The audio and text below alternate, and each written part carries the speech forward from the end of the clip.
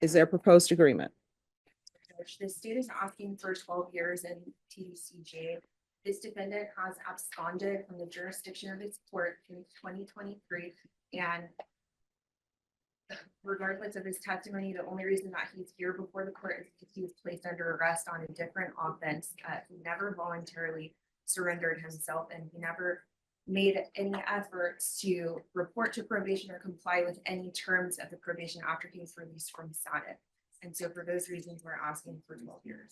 All right, in defense, what are you Your Honor, requesting? we are asking that this court consider All right, replacement. just a moment. Please stop shaking your head. I'm trying to hear the argument.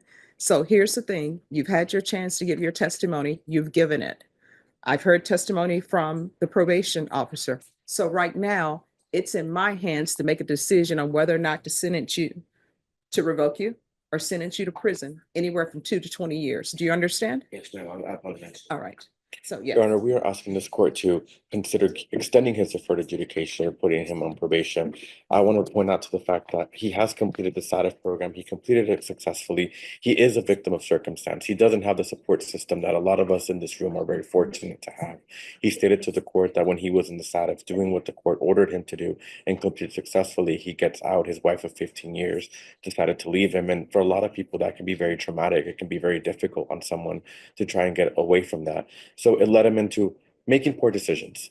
I mean, we're going to admit to that. We're not here denying that. He failed to submit to his drug testing. And through that, I mean, we heard that he became homelessness. He is indigent. I am court appointed to him. He didn't have the means to come and maybe check in. And even though it's his responsibility to show up to court because the court and his probation officers have probably told him numerous times, he was at his house for a period until, like he said, he gets kicked out. So for the foregoing reasons, Your Honor, we're asking for this court to consider mercy or leniency, put him back on probation or extend his deferred adjudication, and if anything, give him a lesser sentence if the court was to send him to TDCJ.